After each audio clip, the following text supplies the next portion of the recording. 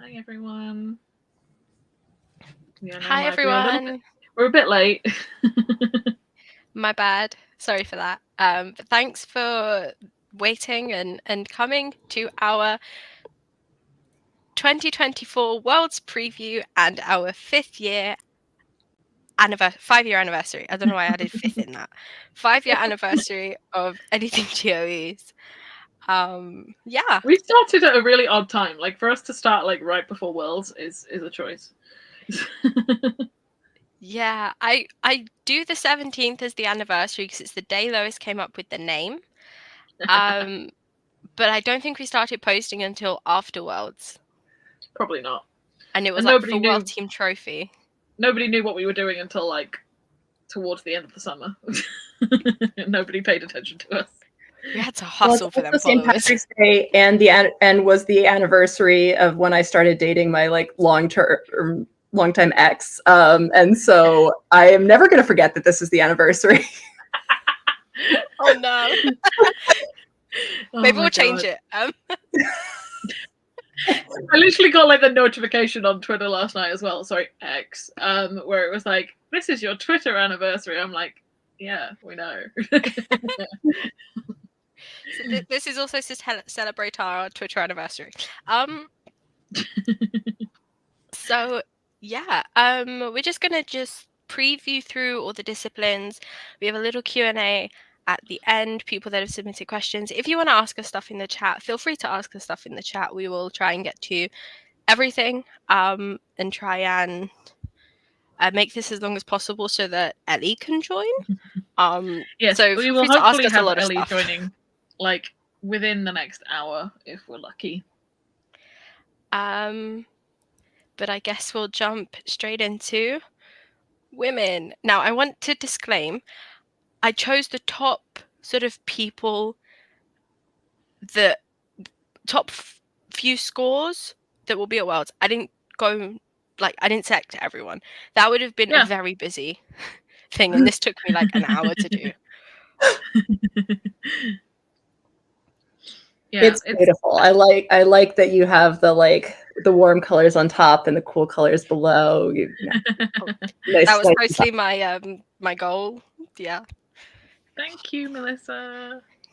Hello to you too. Thank you, Melissa, and thank you, Johnny, as well. Thank you, Johnny. I will say I did top 5s instead of top 3s because I felt bad doing top 3s. And 4 of my 5 top 5 are in this picture. So, interesting. It works. I mean, hello, Daniel. Does anyone want to start and give predictions? I will start with sure. Kaori for me feels like she's getting the right momentum to three-peat. This will be her third. Yes, and I did have a stat about that, and I've lost it now. I can find it. That the last time somebody did a three-peat was a long time ago. I will Peggy find Fleming. Yes, it was Peggy Fleming. I just can't remember. I was going to look up the years, and I don't remember them. But yeah, Peggy Fleming was the last time somebody did a three-peat, so it's been a long time. Wow. That would be pretty iconic to do. Yes. Yeah, I had Kaori as my number 1.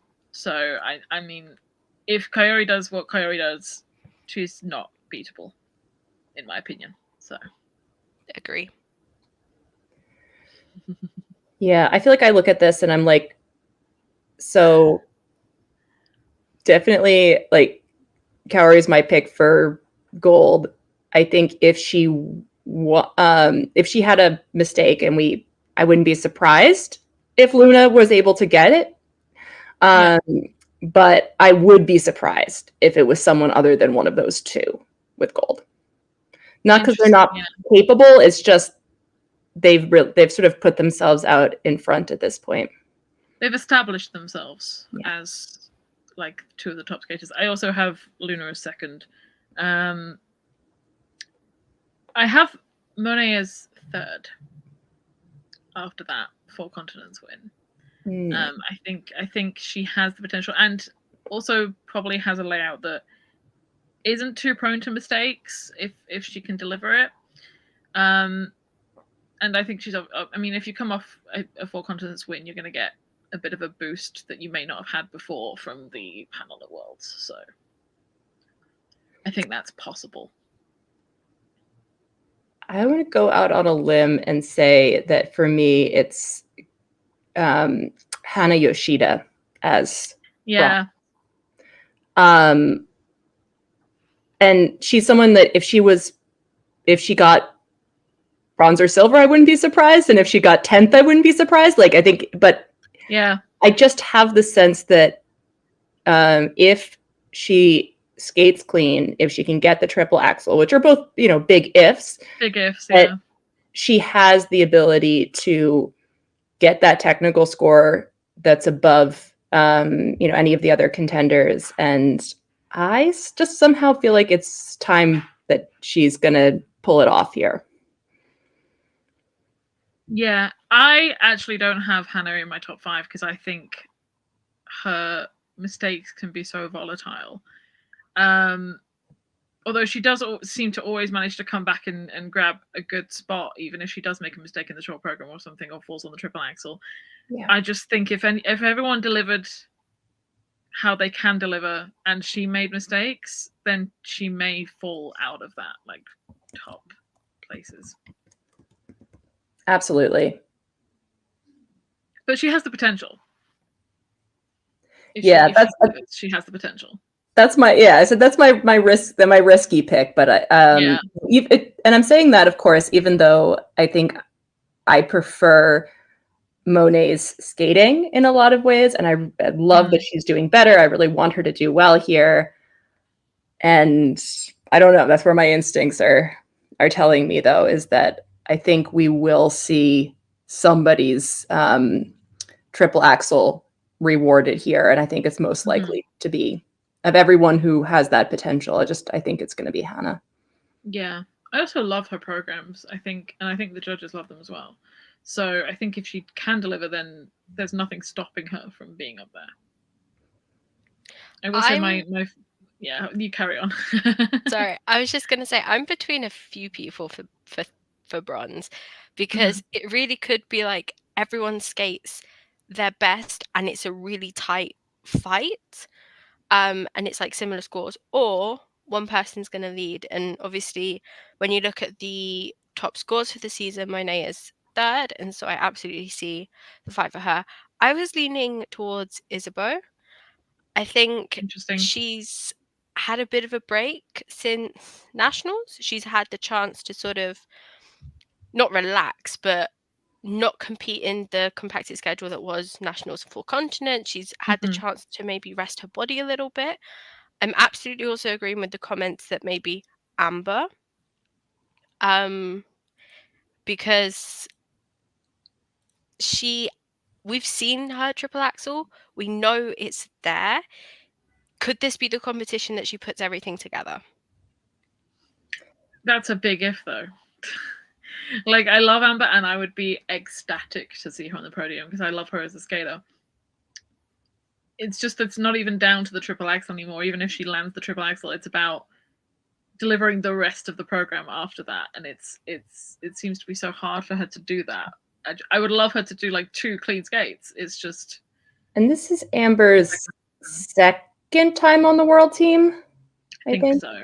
Yeah, I would love to see her, you know, in the top 6. I think that's totally doable for her. And I think the podium is going to be a stretch. But like, if she skated 2 clean programs, I think the judges would reward her and she would get the opportunity. I think it's just, I'm hoping for those strong programs from her, but I think it feels like a lot to bet on that both would be clean, and I think she would need it for the podium. As an American, I feel like I don't usually root that hard for the Americans specifically, but I think that the combination of the possible Alyssa Liu comeback and Boston Worlds next year. I really want the US to have 3 spots for the women next year. And so there's you know, their scores and placements this year aside, I just am really hoping that Amber and Isabeau can get that combined score that they need to be able to get the 3 spots. And not that, you know, Alyssa, Amber, Isabeau would be a lock for those 3. I think there's a lot of other interesting skaters, but that's why, you know, after a while of not necessarily feeling like the US women were that exciting of a field with a lot of contenders, there is that sense now. So it would be great if these 2 are able to make the slots. It would have been so interesting to see how Brady would have done had she not gotten injured again. It's such a shame because I think she was just starting to regain her form. I think that slowly the like under rotations were going away, or she was finding out how to manage them with a different layout, and then it all kind of blows off in her face again, and she breaks her foot or whatever. Yeah, it's Eva and Lindsay both have huge potential as well. So. Yeah, I mean, Lindsay started the season pretty well and then got injured again, and it's been a tough road for some of the American women. I know. Also, my 4th and 5th rounding out were Nina Pinzarone and Anastasia Gubanova, just because I think, I mean, if Gubanova didn't peak at Europeans, I think she could potentially end up a top 5 here. But sometimes she ends up kind of peaking at Europeans and then getting a bit lower at Worlds, so we'll see. Daniel just throwing Ava Marie Ziegler into the mix of names. It would have been amazing to see what she would have done here if she'd have been here. Yeah.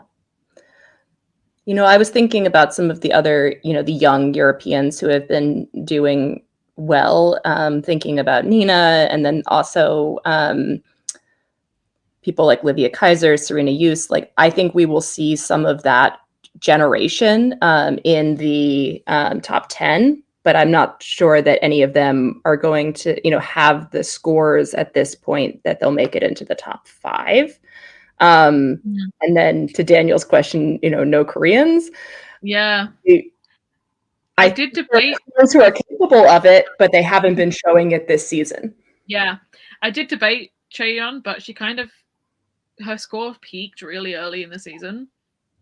And then Hyeon struggled with some issues at Four Continents, and Young's scores have not been what they were in a couple of seasons. I'm so glad that Young is coming, but I don't see like a top 10 result there. Yeah, and we don't know what's going on with Hyeon. It could be that she's, you know, doing well and training well and is going to show up here more like where she was last season. But I think just given where we last saw her, you know, I'm setting my expectations low and then hoping to be pleasantly surprised. But yeah, exactly. Agreed. I'm just looking. Did I mention I was saying skating scores? I know I used in skating scores. I mentioned it before we went live, but I'm looking at skating scores' website. The preview for Worlds, it gives you the personal bests of all the skaters, and it gives you their personal best from this season. Looking at it's a bit different to how I do it on my preview. I just take the best international. Yeah, looking at the personal bests of the ICO personal bests of the top 3, the scores, it would go Cowrie, Hyeon, and Young. And obviously, looking at the totals for how they were this season, Hyeon would be 12th and Young would be 17th. So it's not been, as you said, it's not been a great season. I think a lot of that as well is, or we've seen it with the men in particular, is the scheduling of all of the competitions and the number of competitions that Korean skaters have to do. So hopefully at some point they can review, KSU can review the competitions and see what is necessary and maybe give some skaters a little bit of a break if they are so highly ranked. And there's the fact that Yelim's not had a great season and didn't appear at a couple of competitions, so wasn't signed to anything later in the season, obviously taking a break to try and come back better next year, because I know she's been working on her programs. So like she's probably the most consistent of the Korean skaters usually at this point. So for her to like not be in the mix it kind of brings the consistency down a bit. The other sort of dark horse skaters that I'm keeping an eye on here would be Maddie Skiza's home crowd. Again, I think it would be a reach to say top 5 or podium for her, but it'll be Top interesting. 10 would be lovely. But top 10, yeah, I think, and that's totally within her reach. She's 13th in the world score, preview right now, but that's totally reasonable. And her highest international score of the season is higher than Amber's. So we look at this and think about it. And then the other skater who's sort of in that same scoring potential right now, but I'm really interested to see, is Loreen Shield, who I think has been capable of sort of showing moments of brilliant, clean skates under pressure, and then sometimes, and then not other times. But I think she's got a really exciting future, and so I'm interested to see how she's able to take this opportunity for her first senior worlds. Yeah, be really interesting if either her or Serena Hughes can slide into that top 10 and get more opportunities for France or Italy. Yes, I am, as I said previously. Sad about Lara. I am more than I am riding on the U.S. women's second placement or third placement. I need that second Italian place for Lara Naki. I need her at Worlds. So Sarah's got her job.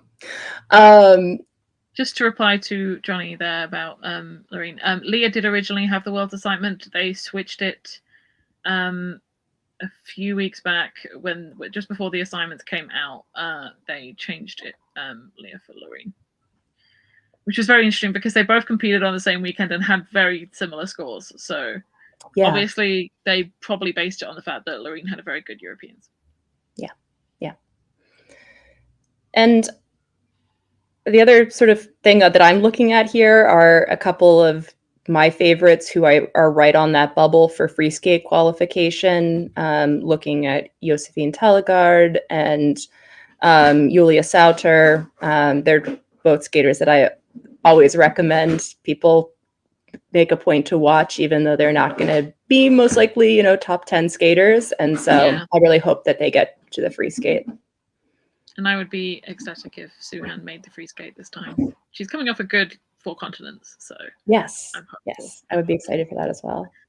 It's great. Also, as Unseen Skater said, Nina Petrikina is not fully recovered yet. I think she's just about getting her axle back, but she's because she had the broken leg in December, she's not fully recovered on one leg, so some of her jumps are not firing 100%, and her layout will not be what it was at the beginning of the season. So it's going to be tough. It's really sad that Eva Lotta's only just got her minimums back yesterday, because if she'd have got them like a competition earlier, she probably would have been the second selection for Estonia. But yeah, there's a real possibility they might slide back down to one spot. Yeah. It's kind of crazy that she's like back in competing. Yeah. It kind of reminds me of Soline's situation, where she was obviously injured and they had to do this comeback in such a quick time. I wonder if there is like more stuff with the federation, because we know that they had to compete for I don't want to say that in case this isn't from them, but I read somewhere that they had to compete to keep their funding. So I wonder if it's I know that Nina got a lot more funding from her results from last season. I know they bumped her up. So there's a possibility that if she didn't get the results this year, they might bump her down again, maybe. I don't know. Yeah. I'm also hoping for Katerina Kurakova to have a good skate. Please make the free skate. Please. A redemption skate, I think we want everyone to succeed. We want everyone to make the free skate. Named so many people. I think we've maybe named like 24. But yeah, I want to also shout out Nina Povey, because Great Britain, I have to give her a shout out. I think she is, I hope she does really well. Is she the I oldest enjoy woman her in so the much. field? That's a good question. I imagine No. she probably in the women's field. How old is she? Let's have 29, a is she? go. 29, 30? Yeah, I think she was. She might be then, yeah. I think she might be the oldest women's single skater. Yeah. Which, you know, between her and we'll talk about with men and Walter Virtanen, I love that we're seeing skaters making it to, like, you know, their first worlds or something like that, getting Yeah. these achievements later in their careers as well. It's really inspiring. Yeah. So I just highlight a couple of comments quickly. Johnny saying Queen Josephine. And Unseen Skater saying they hope Josephine and Suhan qualify for the free skate. Yes. We'll move on to ice dance. Ooh, isn't this a category? Yeah. There's a list that I think it will be, and there's a list that I want it to be, and that's not the same thing at all. Yeah. That So I think Bok's gonna win. I know it's home ground. I'm team Piper and Paul as well. I hope it could be, because I would love something different. I just never trust the judges not to go with Bok. Also, Yes. Worlds 2013, Virtual Moya lost. Oh, why would you say that? Because I'm That hoping hurts me. that someone is like, no, we need Piper and Portal win at home. I'm hoping someone upstairs has gone, let's make this happen this year. Skating gods. Yeah. Do we think that you can get Piper and Paul and Deanna and Max in the same worlds? I don't know. You might have to sacrifice one for the other. Yeah. Oh, but who? But I didn't put either of them first. I don't believe in the skating gods. The fact that there isn't a US or Canadian judge, that's a great point. Yeah, that's gonna be. I mean, if I could get Charlene and Marco winning, it would be my favorite thing ever. Yeah. Listen, ice is slippy. That's my preference. Let's say ice is slippy. We never know what's going to happen. As we saw at doesn't matter how slippy the ice is for Maddie and Evan, though, does it? Yeah. Daniel saying Chuck and Bates are technically skating at home because of Montreal. Gillis and Poirier do train in Toronto. True. I don't know. I'm terrible at predicting and previews because I don't think I've ever gotten one right. So let's pick. I think Christina and Anthony are going to win. Why not? I never get them right. That would be my choice. I'm not joking. Just based on those programs, that would be my choice for silver. But that's not going to happen. I'm now going forward just going to pick the most random people. You know, I want my you know, my podium, my semi-realistic podium hope would be to have Piper, Paul, and Guignard and Charlene and Marco, and then have Maddie and Evan. I don't think that the world being what it is, that we could ever get that combination, even though I think the skaters would be capable of skating in that combination. Mm-hmm. So. But would the judges be able to judge in that combination? Exactly. I have Lila and Lewis 4th as well. And the team who shall not be named in 5th, because I don't think they're not going to be top 5. I would agree with that order. I don't think Marjorie and Zach will get as high as 6th, which is their current order in the by scores. Maybe there'll be a little bit of a gap or a tangle with Alison and Saul and Evgenia and Jeffrey, but they haven't competed in a long time. They've been training, but obviously Marjorie's been quite injured, so it wouldn't even be a situation of like I'd be upset. I'm just happy that they're back and hope that they're healthy enough to compete. As long as there are still three spots for next year, I would like them. As long as I would like them to be top 10. Just, hoping for the best. Yeah. Yeah. Surely with Mugio La Mercier to beat Lopper over Briso, that is a shout. That would be very interesting in terms of French politics if that happened. I mean, I don't know the French politics of the situation. In terms of my own personal preferences, I'm there with you. I really enjoy them, but yeah, I'm going. If they looking at where people are right now, I am just hoping we can get 2 French teams in the top 10. Like that would be a stretch, and that's where my hope is. So many good teams. Like I saw people predicting Tashla's 11th, and that feels sad because they're a top 10 team. And but I was saying because somebody was saying like on, I think it was on Reddit, that I replied to earlier, that it's a shame they won't be top 10. And I was like, if they want to keep the 2 spots for the Czech Republic, they don't need to be top 10 as long as the Mrazeks make the free, and they will, unless something drastic happens. They can be 12th and still keep the 2 spots. So that's great, but it would be really sad to see them kind of not rise when it feels like they should be. I just want to point out on Team Skate and say no USA or Canadian judge in ice dance on the judging panel this year. Interesting. I think I mean it's no secret there's politics in ice dance, and I think I obviously have the monopoly on judges and countries. So depending on the exact makeup, I think the skaters should still have a little bit of an edge, but how much is the question. So I think that's very interesting to keep in mind. I don't know the list of judges. I haven't looked at them. Do we know if there is a Hungarian one?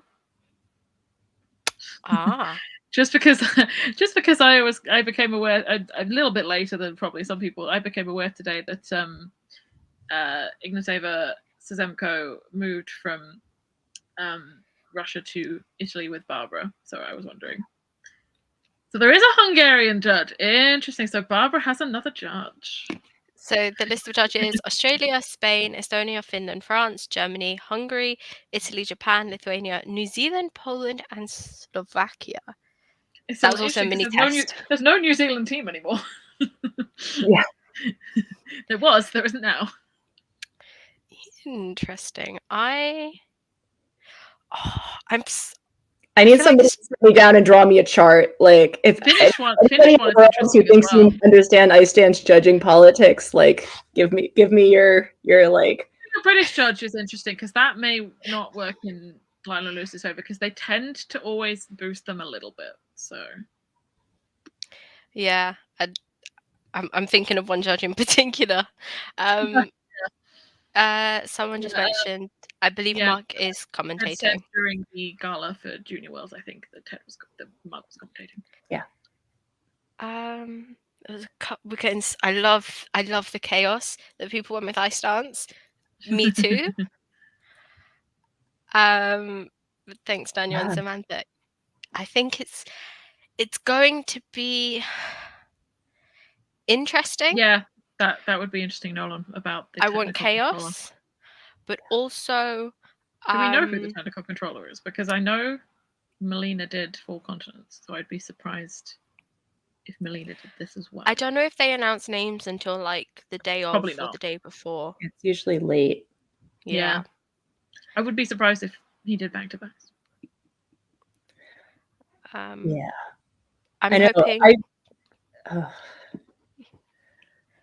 I feel like my favorites at this point, but I'm thinking about who I'm rooting for, from a emotional perspective, are a lot of the younger generation of teams. And so I know that if any of them make it into, can get a boost here, I will feel happy about that. And so, I'm thinking about the Czechs. I'm thinking about Emily and Ian, for that matter. That's going to be interesting.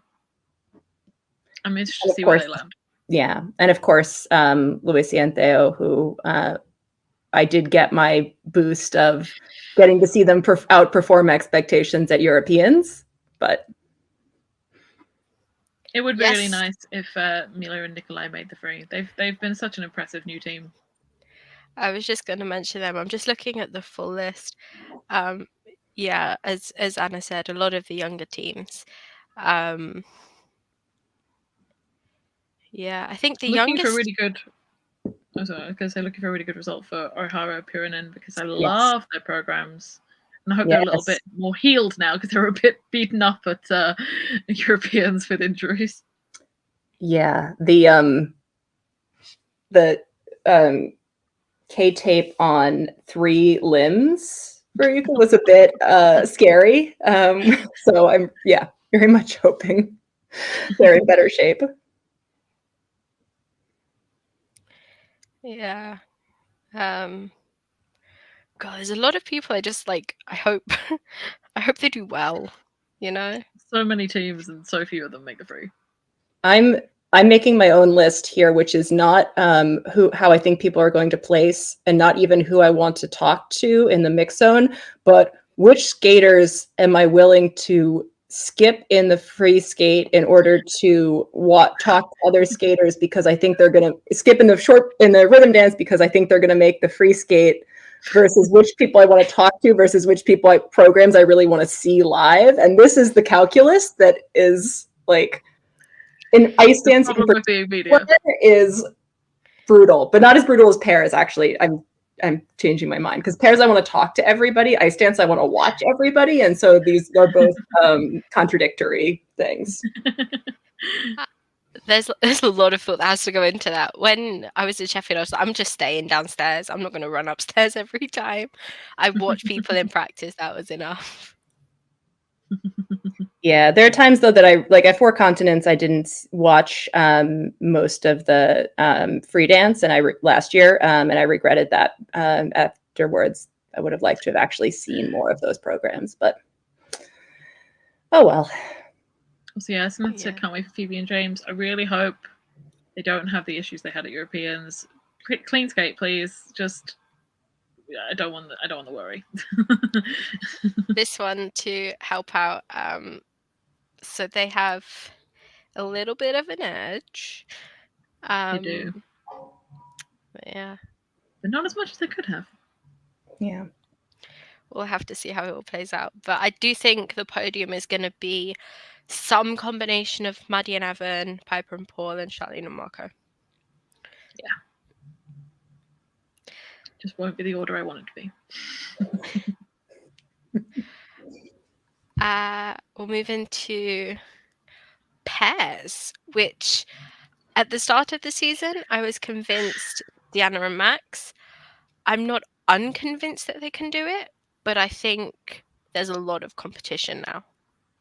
It's so open. It could go any way. I am, as usual, just hoping that we get a beautiful chaos rather than a horrifying chaos.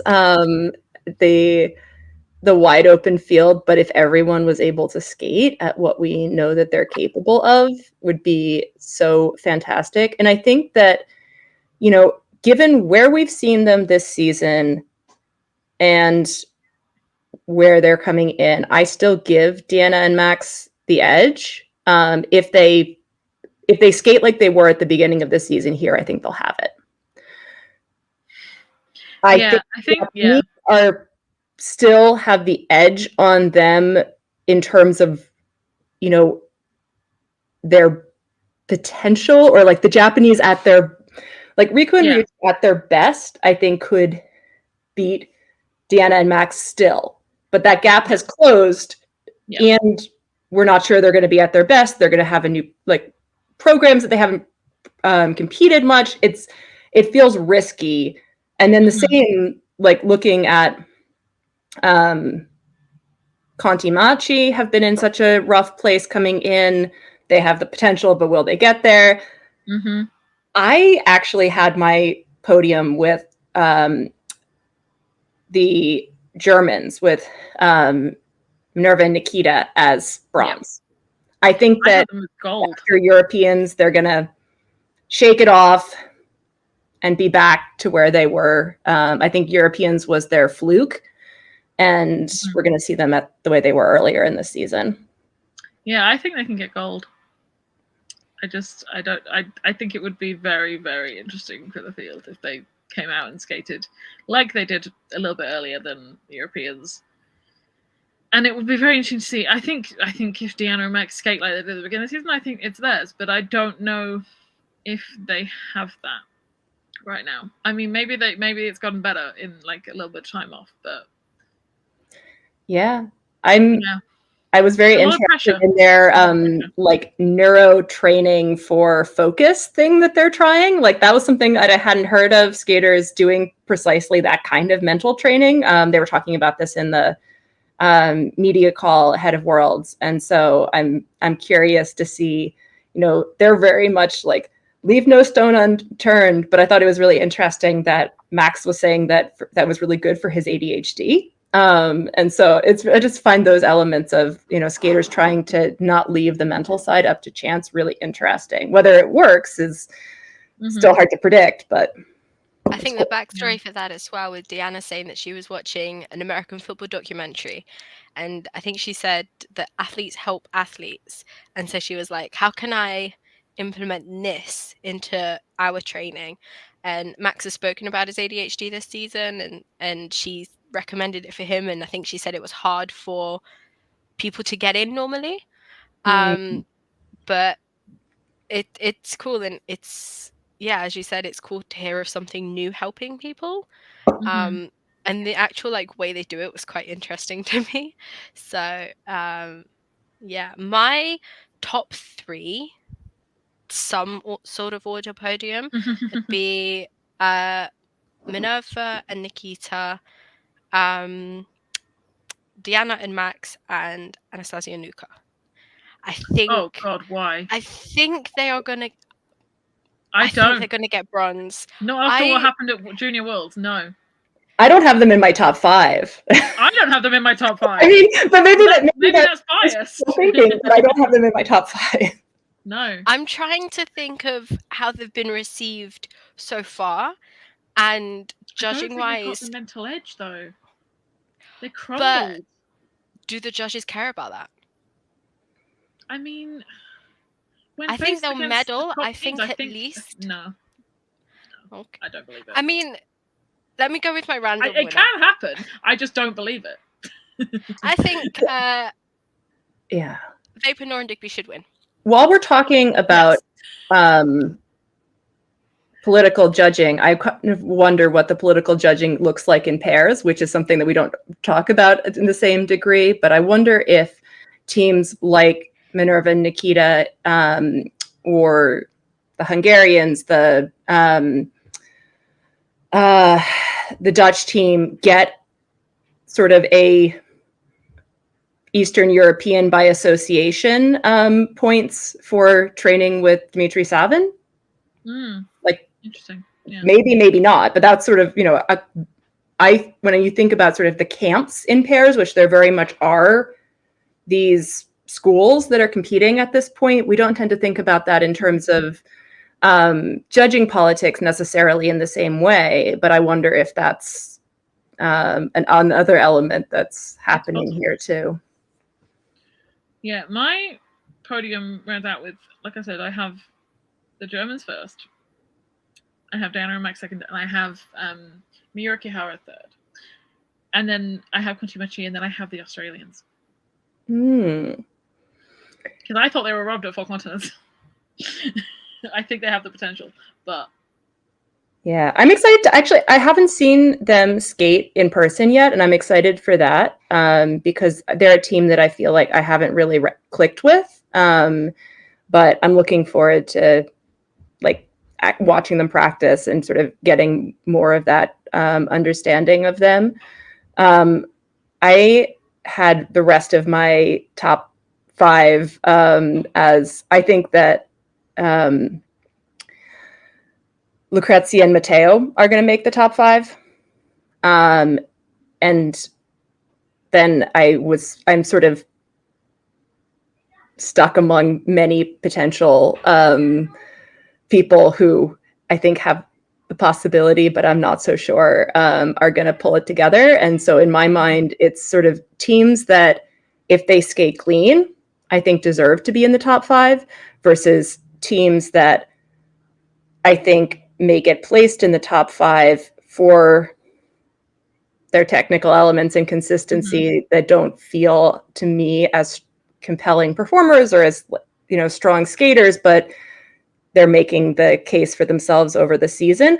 I don't feel like that's what's going to decide the podium, but I do feel like it's like skaters like the Georgians, like the Hungarians. I think that they are, and as we heard, you know, complain from a little Maria complaining at Europeans, like it's frustrating for them if they skate clean and they're not being rewarded to that degree. You know, in my mind, a clean Annika and Robert, for example, should place above the Georgians or the Hungarians. Yep. Okay. But an Annika and Robert with mistakes versus a you know, one of these younger teams that skates clean. My probably biggest questions, other than like the chaos that we've already described, is will Lucrezia and Matteo beat Sarah and Nicolo? Yeah. I think that this really tight battle among the 3 Italian teams is super fascinating for me. I am possibly even more sad than I am about Laranaki Gutman not making Worlds, that we don't get to see Rebecca and Filippo here. They're another team that I feel like really deserves to be here, would be, you know, in the top 10, even has top 5 potential. So it's a shame, but that's one of the dramas that I am still really fascinated about, is watching those teams in the ascendancy and where they are in those spaces. And then the other thing that is just going to be fascinating is the Americans.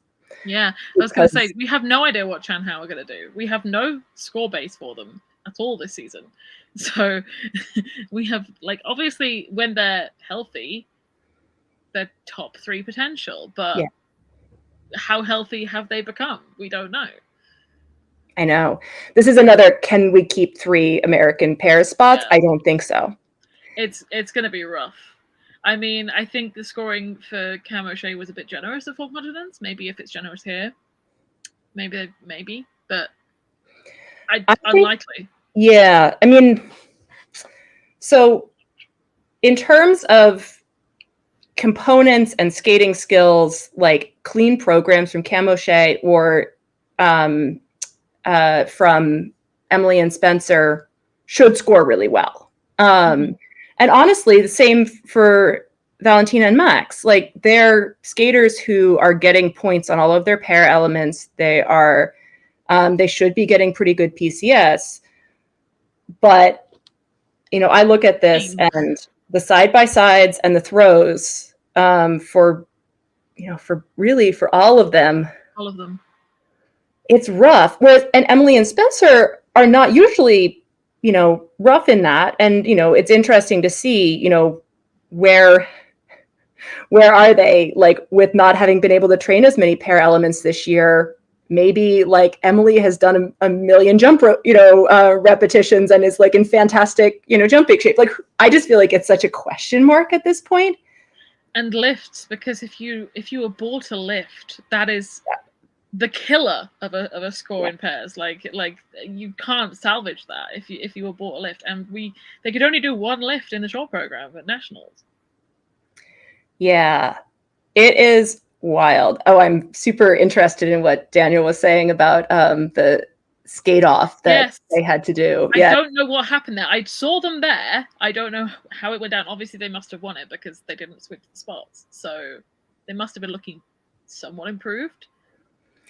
I mean, they did not look bad at nationals, is the thing, you know, but it was clear that they weren't up for a free skate at that point. But the short program looked good. And, you know, I do wonder, like, and this is outdated information at this point, but when I watched them train back in August, they were doing throws, they were doing death spiral and everything. Then I think it's been the lifts and that shoulder position that have been the question mark, but they were still skating and training hard in August. And so from that sense of like, do you assume that they, I wouldn't necessarily look at them in terms of thinking of like physical condition as if they were a team that had been injured all season and is just coming back, where they are mentally not having competed. And then the question mark of the lifts, like that's where I would have a question mark. But I'm super interested to see this free skate because I saw a few pieces of it, and Exogenesis is not usually my favorite. A little tired of it, but I think that it's something that can work if you just let yourself be go with the sweeping grandioseness. Good lifts to that would make a great program. So we'll see. And also just like to have not competed the free skate like all year, it's just, you never know what's going to happen. I know. It's rough. I'm hoping for, I'm really hoping for good skates for all of the American teams. They're all teams that I really enjoy watching and feel like haven't quite clicked. And so, like we talked about this earlier in the season, I think it's just going to be a matter of who can get their consistency together first in terms of who's able to get this top spot. And so we'll see. But I did enjoy that in response to Jackie Wong's "What are you looking forward to at Worlds? Which program are you looking forward to?" Valentina said Emily and Spencer. So I was like, yes, us too. Just to go back to what Amy said, Lauren Lucky didn't make Worlds. I've been so out of the loop, I missed that. Yeah, I mean, Serena Hughes obviously switched from Switzerland to Italy this year. She has the higher scoring potential. There is obviously the short programs are rough for Lara. She struggles with consistency in them. There is the slim possibility that she wouldn't make the free skate if things went badly, and there's a possibility that Serena could get 2 spots if things went perfectly. So they've made the right choice, even though I love Lara's programs more. Yeah, so lots of interesting things to see here. I am very excited. I feel like the top 10 is going to be chaos of the most enjoyable kind. At least that's what my hope is, that it's it's chaos of seeing what happens when everyone skates well, rather than the full continent's chaos. Full continent's version. Yeah, the I hope for chaos, but I hope for clean chaos and like in order chaos, please. Yeah, Amy just saying that she'll miss Hitchcock. Yeah, it's a shame. That would have probably been the last time we would have seen the program. I know. I'm super interested to see what she does next year, though. That's great. We'll see where she goes after that. Should we move on to the men? Yeah. And I also want to disclaimer again, there were so many men's photos that could have been used. I picked the top few that I could find easily. This is no bias selection. This is just the top few that came up as like on the first page. This is my top 5, I think. That's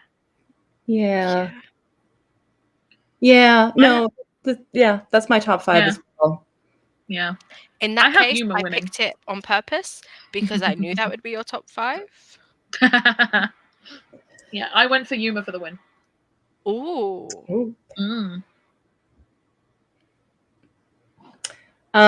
I don't know. I might be biased, but I just think that Shoma's going to pull it off again. I could be wrong. I think he can. Podium. Like, I don't know. I just have the sense that his particular brand of chaos, he's going to be able to pull it all together for Worlds again. I don't predict him in meltdown. I have him second. I just, maybe a couple of mistakes. Yeah. I mean, I feel like it's rough. I mean, I look at this and I'm like, this podium should be should be, let's put it this way, Shoma, Yuma, Ilya. And then I would say Adam and Cal. Like that's my like if everyone skates clean and is judged correctly, like that is my version of how the world should be. That does not mean that's how the world will be, much less the chaos of men and quads and the men can men and the men always men in some respect. And then there's absolutely our dark horses too. Like I think we could see, you could see June skate super well again. You could see, yeah. I mean, there's a lot of people who could sneak into a top 5, especially if it's messy. I think John could go up there. I think John had a good bounce back at 4 continents. Yeah. His score is not approaching 300 right now, and that is probably where we're going to be at in terms of the podium. Is a 300 plus score. Yeah.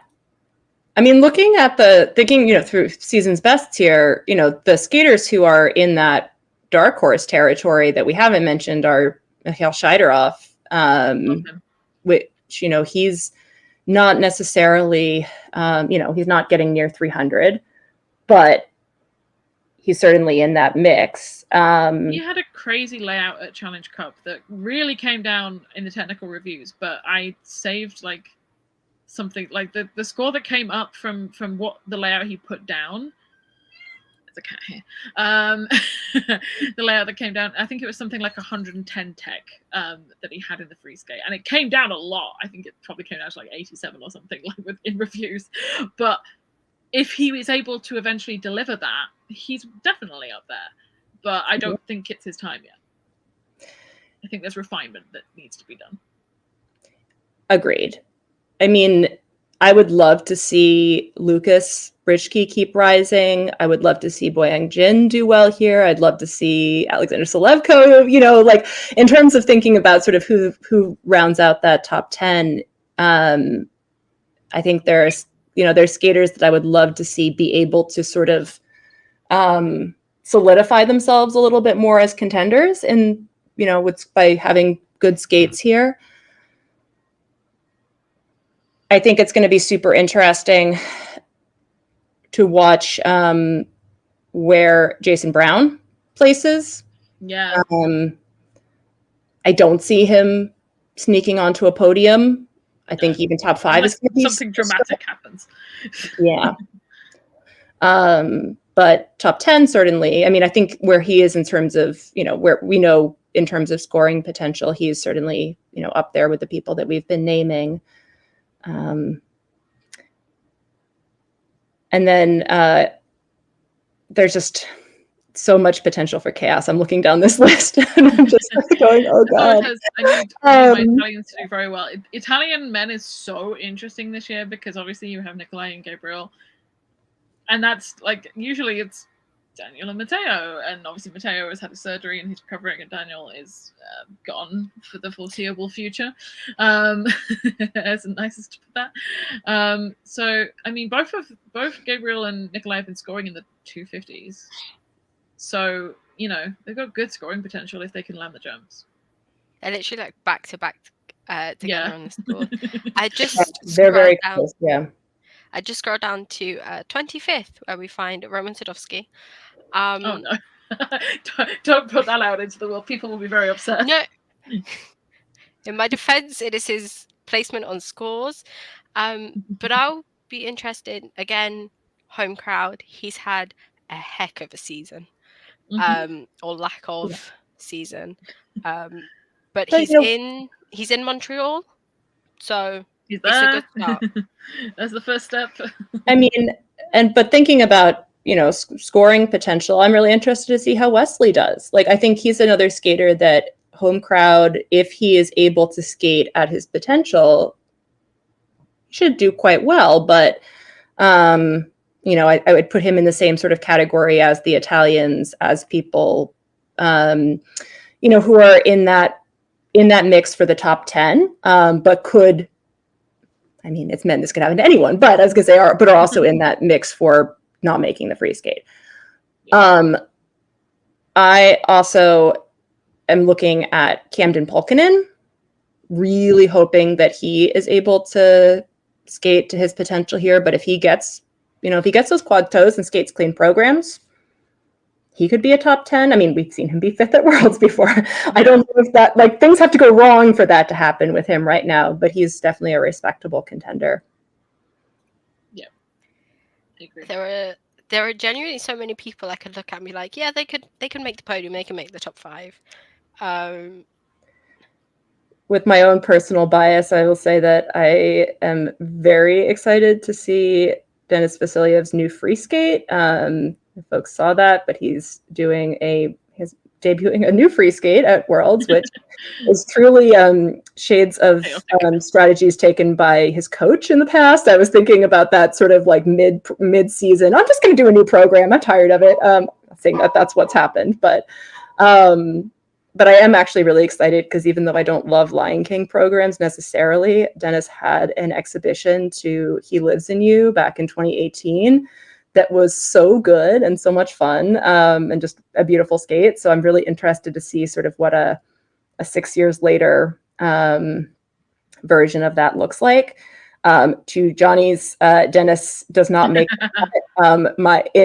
in his defense, he has taken the quad out of the short program, at least according to the planned program content. Good. And what he did at Bavarian, where he did well.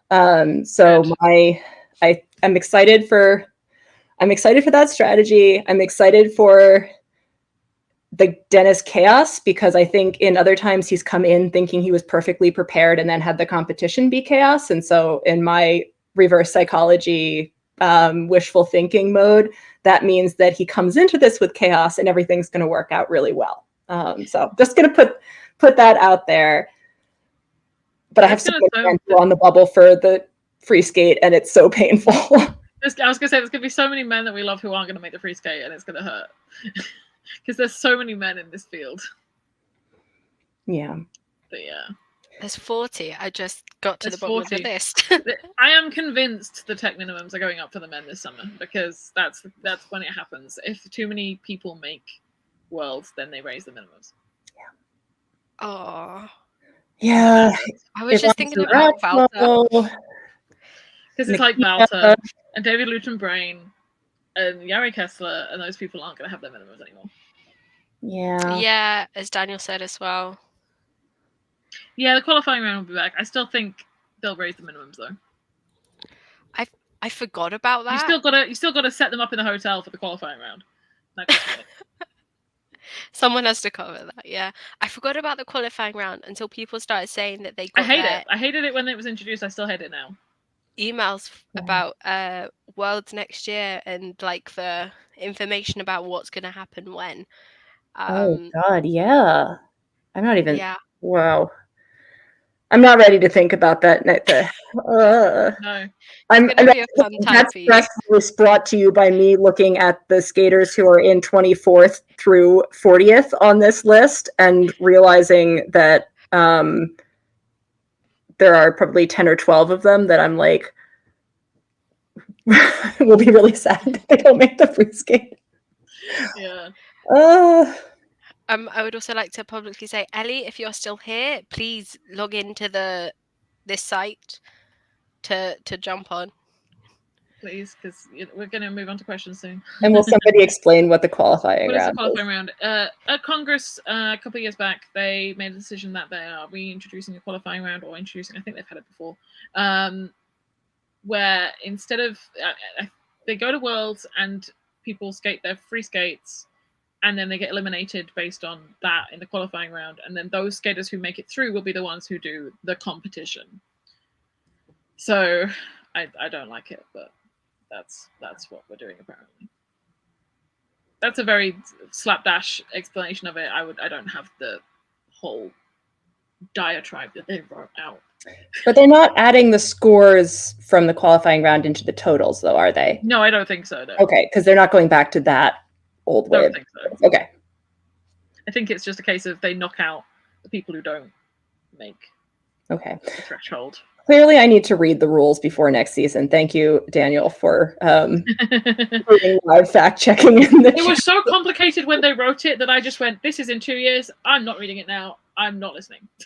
And now it's in it's and less now it's than that. next year. Yeah. On fact checking and Daniel, I know you mentioned earlier the oh my gosh, Peggy Fleming years that she I think it was three-peated. 68. I Yes. like I just want to thank you for fact checking that so quickly. It was close. I think it was 68, not 67, but yeah, nearly there. Yeah. Also, I have another little fact that if Shoma were to win, he would be. I think he would be the oldest winner since Kurt Browning. Wow. I think he was 26. The last 26-year-old to win was Kurt Browning. So he would be the oldest since then. People in my head, they have just like stayed the same age, and Shoma is one of them. It's really weird. Dennis is my age. Complete lies. I feels like he's been around forever. Like, no offense to him, but it feels like I've been watching him forever. Uncle Shoma. Same, but because I started watching him as a 17-year-old, in my mind, he's still kind of 17, and I feel like the same with Shoma. Like this, because the skaters that were like brand new seniors when I started watching skating again, in my mind, are still the brand new seniors, and they're not. Yeah, it's like, they're getting to the uncle status. 6 years? I don't know. Ellie, hi. Hi. Yes, you didn't say hello, Ellie. We were in the middle of talking. Yeah, Ellie, please continue talking. We're nearly done. I just wanted to, before we move on, hit on one thing that Deanna also mentioned on her conference, the conference call. Max was also there, but Deanna mentioned it. That there is possibly going to be some pair rule changes in the next. So they think this coming Congress, this coming summer, there are going to be significant rule changes for the next 2 seasons prior to the Olympics. She said that getting mixed signals from people within the world, the skating world, that some say yes, it's coming now, some say no way, it's going to come before the next Olympics, and those include a change in the I should have come prepared. A change in the short program. So that so they have changed in the short program so that they would have they would go back, they would alternate between the side-by-side spin and the pair spin season by season. And then they would take the spin out of the free skate entirely and have a sort of a stationary lift, dance style stationary lift. And then I need clarification on this, and I think probably Deanna also needs clarification on this, but it sounded like there's a discussion of having a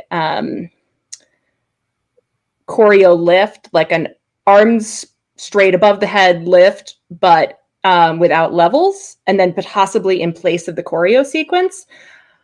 I really like these changes in theory, and that I want pairs to have more choreo elements and fewer leveled elements and more room for creativity. I'm a little concerned that if all of this happens, and also I don't like that the spins are not that interesting for most people. But if all that happens, that's 5 lifts in the free skate, and that feels like a lot. So, and I'm not sure I like taking out the choreo sequence unless you add, like, so I interviewed Bruno Massot at Europeans, and he basically said we were talking about some of these potentials, because the idea of having choreo elements in pairs has been floating around for a couple of years now. And he was saying he doesn't like that. He thinks that's what the choreo sequence is for, but what he wants is a longer free skate again for pairs. Like, give them back the 30 seconds they took away, give them more time for choreography.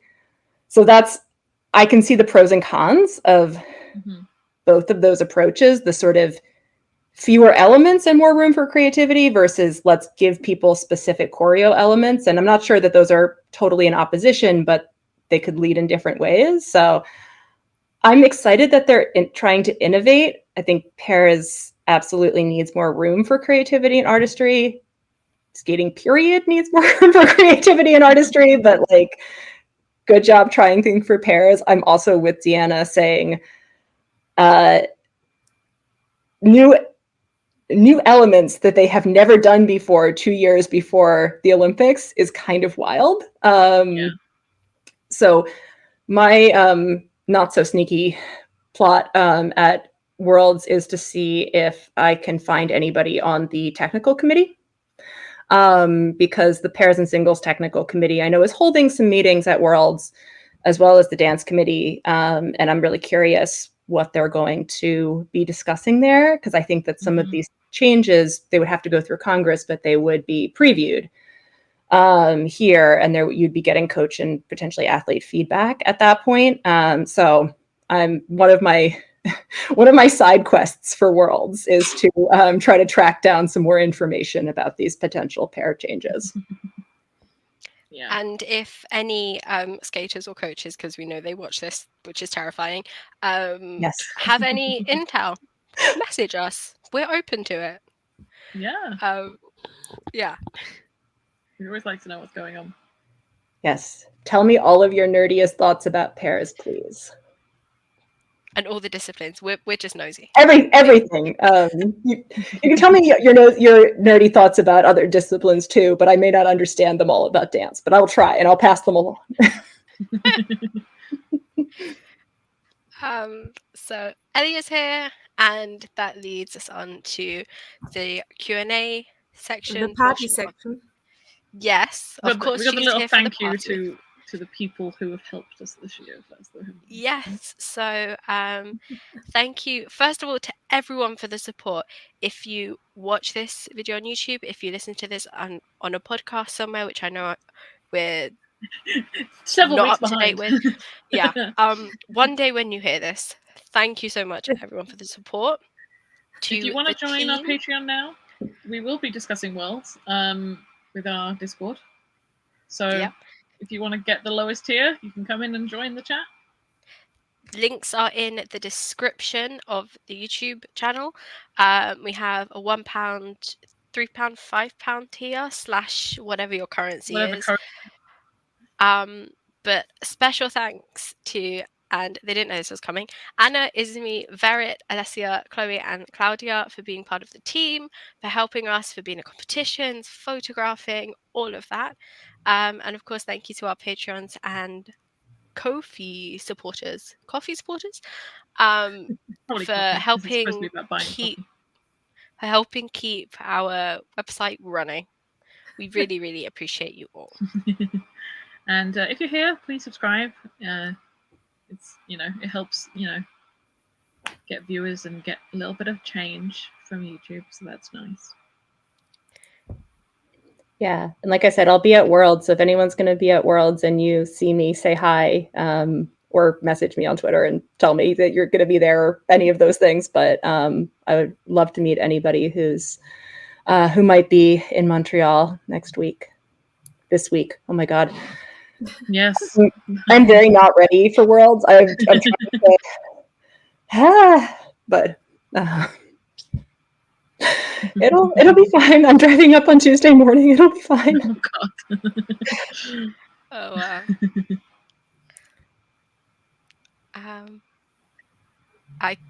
I will take control of the slides, I think. Okay. We got some questions on Curious Cat, which we opened after someone on Twitter kept getting many questions about directed at strangely, us, despite the fact that they're not affiliated with us. So sorry, Marie. But then we thought let's get some questions in for our 5-year anniversary. Also, if you have questions, you can post them in the chat. Yes, please do. Of course. We've done this on Instagram before and stuff, so yeah, just an anonymous way of asking us questions, but please be nice with your questions as well. So yeah. I mean, I can't answer any of these questions. No, but you can now host. Yes, you can host them now. You can read them now. So yeah, first question: what is your favorite competition of the season? And our viewers right now can also answer in the chat because I would be curious. Europeans. I was going to say Johnny's never. Europeans was an amazing watch. it was great being there too. Yeah, Europeans was fantastic. And so far, I was just gonna say, like, not that this will be my first time going to a Worlds in person, so I'm very excited about that. But the last 2 seasons, Europe, just in general as a competitions regularly, I really have enjoyed Europeans. It's just a great vibe there. And Countess was particularly great, but also Helsinki last year was a lot of fun too. So I'm feeling enthusiastic about Europeans in general as a competition that's a lot of fun to go to. So I feel like the answer is Europeans. Yeah. For everyone. I will guess. Yeah, we are. But I mean, we're the only ones admitting we're in a recession. A lot of the world is also in a recession, but won't admit it. But also we can go to that one, so that's going to be more fun for us. Yeah, I mean, you don't have to fly in like fresh flowers and have fireworks and fire throwers and whatever. It's going to be fine. what we don't have in money will make up for in enthusiasm. Yes, exactly. You will have love and enthusiasm, and I'm sure there'll be lots of tea in the press area. I was going to say coffee that isn't instant coffee in the press area would be great, but I will forgive it if you're in a recession. Italian will be good for that. I need feedback from Italian press section, whether the coffee is better there. Mm. We will get there at one point. I will say my favorite competition was Grand Prix final. Just to be different. Solid. So edgy. I would agree.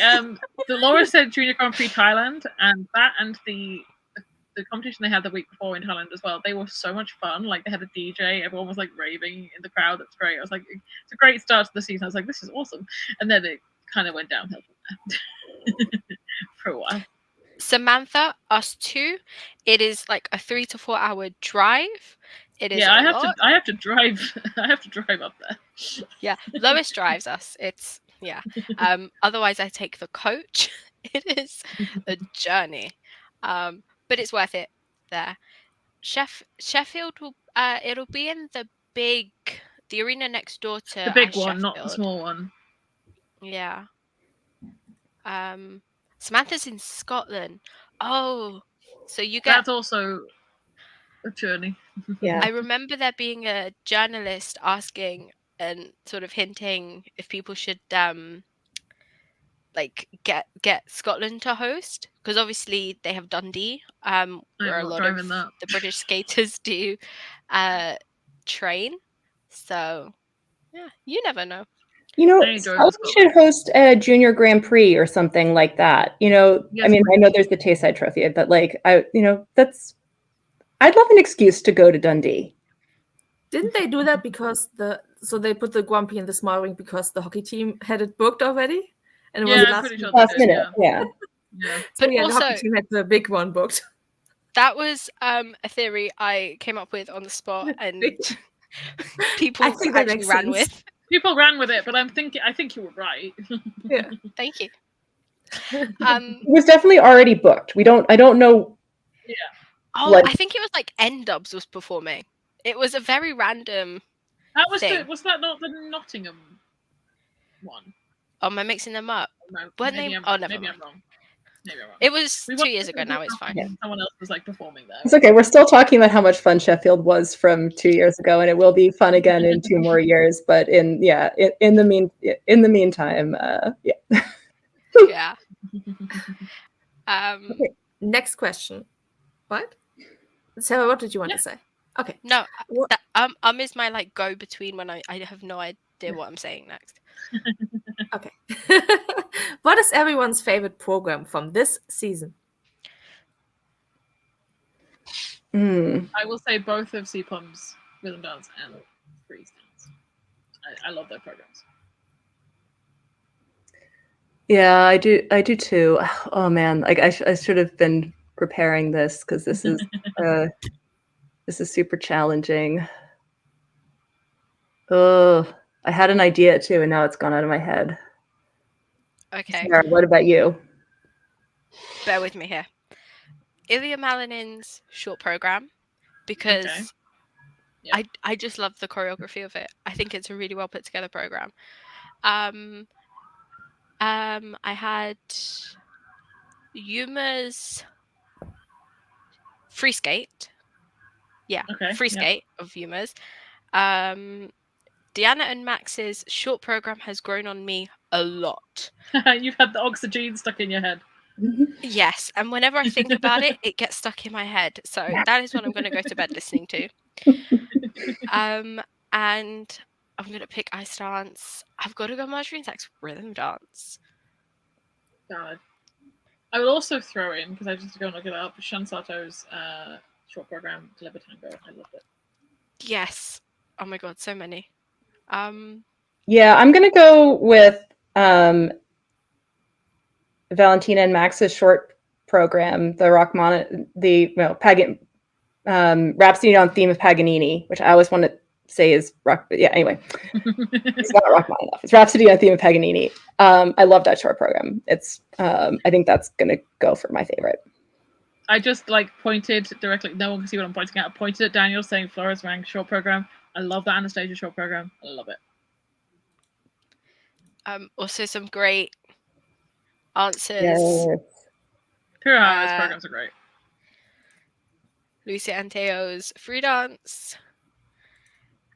Salas and Allison's rhythm dance. So many great options, I think. Really, really great programs. I think Pierre Hara's rhythm dance is maybe my favorite rhythm dance of the year. I don't know. I keep going back and forth on that one, but I really like it. And I did not expect that a Madonna program was going to be one of my favorite, but I just feel like they did such a good job of embodying it. Yeah. So yeah, last question on this slide. Who is the favorite skater of everyone in AnythingGOEs? Of people currently competing, it's Kaori. I love her. Of all time? Of all time, I mean, that's Virgin Moya. Yeah, unfortunately, that's a very basic answer. It's the most basic answer, but it's the truth. Yeah. That's how we met.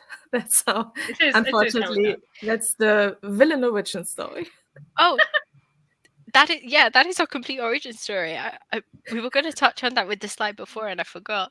That is how we met, because we were fans of Tessa and Scott. The website came to be on the 17th of March 2019, which Well, the website still doesn't didn't. feel real. The website started in May or June. Mm-hmm. Yeah, end of Ellie May. put together the website in a day or two. It was very short time.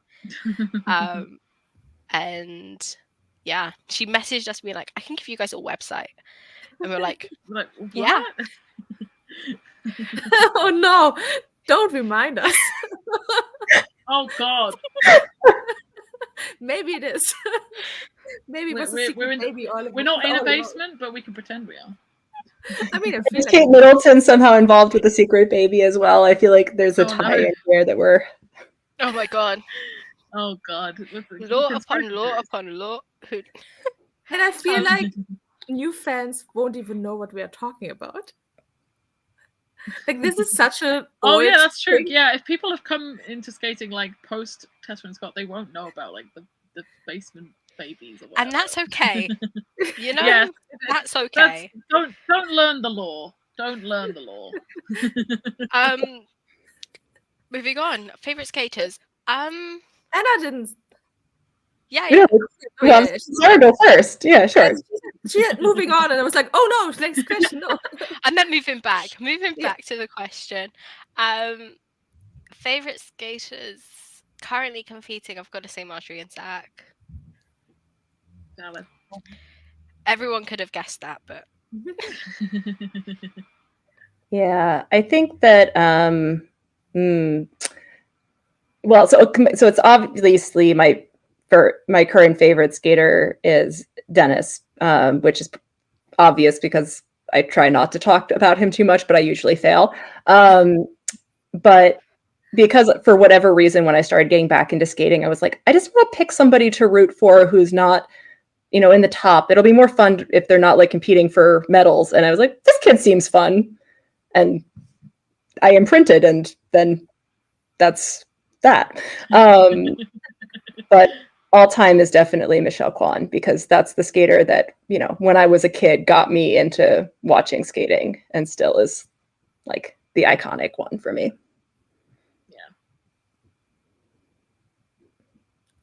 Are we moving on? Silence. The silence is saying we are moving on. Silence is usually a sign that we're moving on. We had some people comment their favorites as well.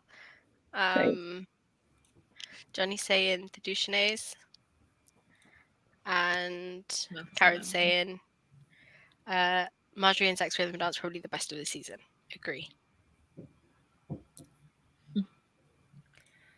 Oh, that's a great introduction. Oh, nice. Yeah, exactly. And we're glad you're here. For a second, I thought it was 2022, and I didn't realize it was 2024. I was like, oh, a new fan, but no. It's been 2 years. I feel you. You've just been so buried in your like your work that you just don't know what year it is anymore. Wait, are you done with your thesis? I have handed in the thesis. I have my defense tomorrow. Okay, good luck. I'm dying on the inside right now. In case you can't tell. Like, we don't have to talk about it. I just wanted to congratulate you on being done. Thank you. We're almost done. I will report next live stream how it went.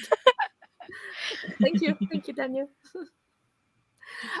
Yeah, I think there was another question, right? There's more slides. There's more slides. Yeah. No, I meant in the chat. Do you want to address it now? Or you highlighted it. I highlighted them to come back at the end. Okay. Then we do it in the end. Organizing. Next question. Oh my god. Any thoughts on the rhythm dance? That's the question I pick for now. That's a very broad question. That could be an entire live stream. We could talk for an hour about that. I mean, we've said many times we're not very happy with how it is constructed at this point. I want it to go back to the way it used to be, with a natural pattern that you could compare team to team, and better themes. I also slightly wonder if they mean the theme of the next coming seasons. We did talk about that last time, though. I mean, so watch the last live stream then. Yeah. If you've missed it, being busy, it's been announced that it's going to be Century themed dance party. Very open for interpretation. I mean, there's quite the backlash, and they will probably have another meeting at Worlds. So we'll see if that. But it was not officially announced. It was leaked from the Junior Worlds meeting. So we should just clarify that. Until we have a com, as if it's official, and it's not official yet. But but I have had it. It's not official. I have had it whispered to me that it was yes. It was a yes on it. Everyone else is a no on it, so they should listen to other people. So how are you guys feeling about it? About the theme? Not great. It's with all of these themes. It's like people could do good things with it, but will overall it be great and leading to creativity? I don't know. Probably not. I kind of feel like if they're going to go for vague themes, that we should just abandon the idea that it's a particular type of music altogether, and they should just be like, tell us, give us a rhythm dance about a short, let's call it a short dance. Give us a short dance about loneliness. And everyone has to just that would be fun. I like that more. Or something, and they could do whatever they wanted with it. Like, I feel like if we're going to move away from the sort of like ballroom fixed step pattern parts of this, I would be more interested to see what people are able to do with like a theme that's an actual theme, instead of just like this sort of what the style of music thing feels like, an in-between of theme and pattern, but not quite either. So, unsolicited idea to throw at the technical panel. I like the Daniel's idea, random music selections for other teams. Yeah. Yeah. I think we discussed that a little bit last time. Just like like if you just gave every team like a piece of music, and that way there would be less problems with copyright because they could clear the music before. Yeah, but I would be so annoyed if I got a shitty piece of music, and like my rival team would get a really good one. Be so True. mad. It should be like a game where you get like one. You can get like one. Throw it back in and pick another one, but then you have to you have to keep the second one might be worse. So yeah. I think we are creating a new competition, like an off-season competition, where they get a piece of music and then they have 1 week to put together a program. Yes. I went off on a long tangent during our Junior Worlds recap about exactly that, but I really want a professional competition with a improv choreo challenge. If they had compulsory exegesis for all, I would stop watching Ice Dance. We need the producers of Dancing on Ice to do something with this. Mm-hmm.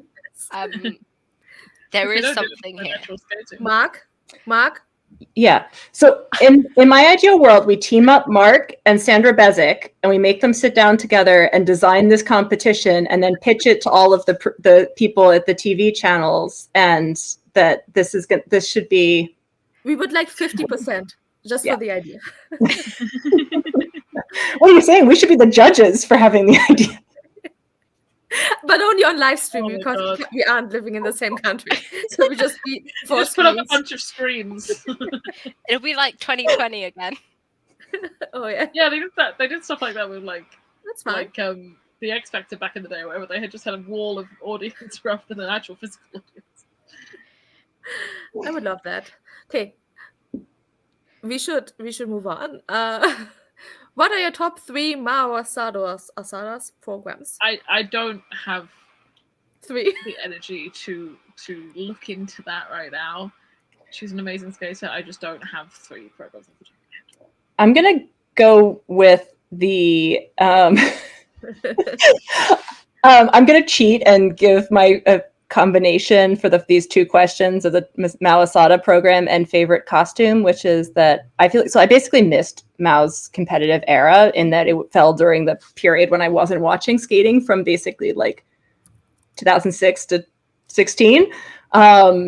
But her final competitive season, she had this fire dance program that was really, if she was not at like full jumping capability then, but had just a really beautiful program and a super interesting dress that looked like flames, and it was a great look and I enjoyed it. So when I think of Mao, like it's not necessarily her like amazing Olympic performances, even though I've gone back and watched some of those. I feel like I saw her in this sort of like sunset of the competitive career phase. But it still gave me such a positive impression of her, even though she wasn't being as successful competitively that year.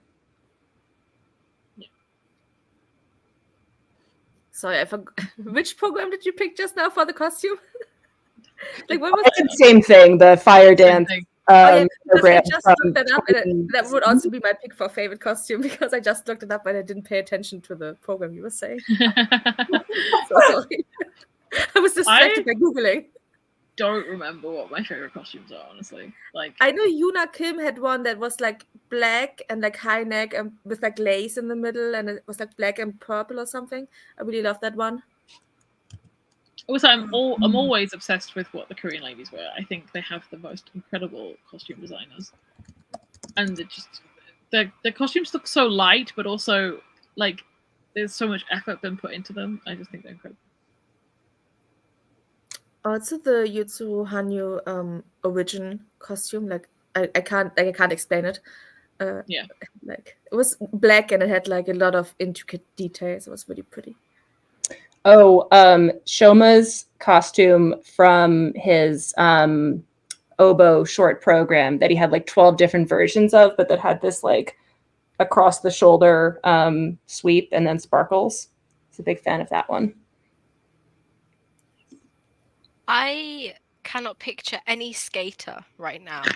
I had to Google. I was panic Googling, like while Anna was answering questions. I was like, Google. So I will make up a question and answer the question because I still find it like mind blowing. My question I'm making up for myself is which costume am I in awe of? And that will be, and I have a reason, Maddie Chalk's rhythm dance dress, because there is no mesh. Yes. Yes.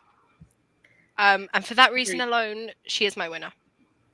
But also the fact Also- that Twitter is talking about this 24/7, like there's no mesh. Where's the mesh? And I'm like, guys, get over But it. also, kudos There's to no mesh. Charlene Bernard, who has incredible mesh that you can't. Yes. Yes. I can Because that has gone away with like the Tessa Virtues of the world. She had the best mesh. You can never see the mesh. Yeah. And so many that like there's so little focus on making the mesh invisible, and Charlene's got it perfect. I wonder if her dress stays on because she might have glued it on. Like Maddie's? Yeah. Maybe. It's possible. Yeah. I mean, it's very impressive, and I have to say, like, standing like right in front of her, distracting in a way that I was like, I'm trying to like, I keep my eyes on your face. Anyway, You just Laura wanted to shout- look for the mesh. Laura, You're shout out so to that answer. The Maddie, she's a stolen dress. She's changed the dress now, so the joke's kind of gone away. But That was Forever funny. be iconic. Iconic moment of this season is the stolen dress narrative. I also want to give a shout out to this year. Basically, I'm a big fan of whenever pair skaters do matching costumes. That if they very intentionally are both doing pants, trying to really show off that their lines are matching. Like, I'm always a fan of that approach, and so definitely shout out to Timothy and Ashley's program from the Olympics that was sort of the gray ombre. Was a big fan of that look, and this season I really enjoy the short program costume from Rebecca and Filippo. That is the like black with splotches of gold. I enjoy that one. I think is a lot of fun. Part of me hopes that they keep that free skate because I feel like we didn't get to see it necessarily at its best. But I'm gonna see more. Also, Mattia Gracie's bodysuits. They normally when him and Nicole always used to have matching ones, and I know they have a sort of similar situation this season with oh my gosh. Why have I forgotten her name? I need a minute. I'm sorry. Thank you. You were just wait in silence for a minute. Yeah. Anyway, I'm gonna stop talking. I know you skipped to the next slide, but I think there's more on this. Oh, I also was just going to say, Kira's Bond program. Yes, that was a fantastic dress. That was so good. I loved that one. Definitely an all-time favorite. And then also, I need to give a shout out to all of the men this year who are wearing deep V's, between Dennis and Camden and who else has Adam. I was like, there's a lot of men who are going for the black deep V's, and I feel like that's been the like inspiration coming from the dance and last year's Latin programs. But I'm a fan. Keep doing things that are interesting with your costumes. I say to everyone. The question kind of answers itself with the what the fuck is the score when it comes to the Russian girls, which is the fact that Wagner's clean short program was below Trusova's with a fall of the Olympics, which is still insane. But to go off on a little tangent, the thing I always remember is that I think it was at Skate America one year. I think it was the year the 3As came in. So Alina, Alexandra, and Anna all came in, and they started calling the edges on jumps at Skate America, and the Russians made such a freaking fuss about it that they just didn't get any edge calls again that season. And I was just like, why? Just stop. Just at least like bring the scores to a more sensible distribution and actually call the stuff that needs to be called. I'm going to do a self-plug to my podcast, The Future of Figure Skating, where I recently interviewed 3 experts, including Megan Duhamel, talking about the anti-doping system. And one of the things that Megan shared was that after Sochi, she did ask the Canadian Federation, now that all of this information has come out with the whistleblowers and everything about the systematic doping that was happening and the government-sponsored stuff in the lab and all of these things, are you going to protest? And of course was told, no, we don't want to make the Russians upset. But I love that she asked, and she's never afraid to ask. Exactly. Oh, thank you for posting the link. Yeah, can we also put it in the description? Probably. I will do that next. Yeah, thanks. Yeah, you can link to that. I was going to try to stick it in the chat, but thank you, Lara. Yeah, it's something that I'm still just, I feel like my conversation with them was just me going, but why is this the thing? How can this still be why are the rules that way? How can the rules be that way? Because even though I've been following this, and I did that episode coming off of having just read literally 3 different books about Russian whistleblowers. And so I was like very much in that headspace, and I still kept saying, but why is that allowed? Yeah. So yeah, listen to the episode, please, everyone. So yeah, next, I think this last slide with questions. Yes. Which skaters know you? We were yelled at. We just yelled, which skaters know you? Anyone we interview? Anyone who watches? No, I think the answer is we do not know who knows us. Because sometimes people will approach us and be like, oh, we've listened to the podcast or we've listened to the YouTube live. And then we're like, what? Yes. Or we've had people interview people in mix zones and like, oh yeah, we know who you are. I'm like, oh, okay. Yeah. I mean, Still mostly sorry that I said I didn't like your programs. I still haven't gotten over that, but it happens. Yeah. If I seem snarky, I'm mostly joking. I promise. And then I am as clueless as I appear to be. British skating is quite small, so I think quite a few of them know of us because we like to promote British skating as much as possible. Yeah. I think that's the answer because we just don't know. No, yeah. We don't know. Do you hire from Twitter? No. That's not how our hiring process works. So here's the thing. We do not have a hiring process yet. No. But now we should, because now it's official on the live stream. So if you email us and ask, and you have some experience, whether it's in photography or you've written some stuff or something like that, maybe we'll have an opportunity for you somewhere. But the thing is, we don't hire from Twitter. No, but Sarah has been messaged before on Twitter, right? Yeah, but that's not. We don't. And then she's like, from please write an email and And also, we hire people without experience. Like Itsumi, she didn't have a lot of experience. I mean, she studied at Oxford, so we were like, that's a smart person. It's fine. We can. And she has the ability to translate stuff, and and she's Japanese, so skills. Perfect. But yeah, you can do an internship. You can write for us, and then we can see where we can put you in regards to interviews. We have to say we need to reorganize things because so many people are in the team now that we need to organize who is going to which competition. And obviously the older people who have been with us longer get first dibs, but there's options. So if you feel like you want to participate, email us. That we're all doing this as volunteers. Yes. So when we say hire, yes. It's for the experience. No one is paid.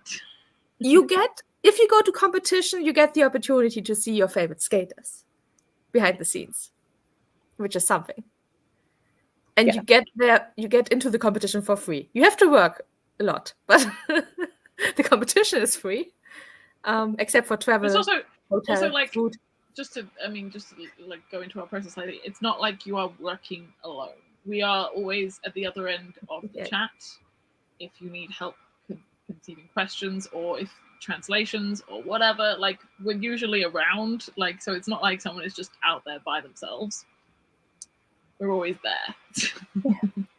I would say that if you are somebody who is really curious about, about doing this, definitely, get in touch and we can talk to you about whether it seems like it's a good fit. I know we all really, and really, honestly, almost everybody doing skating journalism started in it as a fan and an amateur, and and has learned by doing. So we don't want to, sound like we're gatekeeping it from that perspective. I think it's just something that you learn as, that we all have learned as we go along, but definitely have a sense of what makes it work and some pitfalls to avoid and that kind of thing. And so it is definitely a lot of fun, but it is, I will say that whether you're doing photography or you're doing interviews or covering the mix zone, it is a lot of work, and it's a lot of running around, and it's fun, but it can be stressful. And so it's not like just getting to go to a competition for free. And yeah, anyway, so like talking to skaters, it's a specific thing. Yeah. And we all sort of vaguely had some sort of experience in different things coming in. Like Lois did a lot of social media management before. Ellie, same sort of thing, and is just our IT expert. And I did some writing before, so we all sort of had something vaguely coming in. And then we all kind of like found our places, like and I do politics, which is faking it until you make it from the start. So very surprised at how much transferable skills there are in this world. Talking to people. Yeah, that's the transferable. Exactly. Yeah, but also we have learned in the last 5 years that we don't have to sign off on everything. That's a very important lesson we have learned. Because in the beginning, every single tweet had to be approved by all three of us. Basically. Usually it's just serious ones now. I'd like to double check things. I added PR manager. I added PR to my about page. Very nice. How to be press. I mean, yeah, we just kind of answered that. But also I think in order, like, because we don't want to gatekeep, in order to get a press pass and like to get accepted to competition, I think you need a website, or you need like, I mean, I don't know. Some sort of I mean, yeah.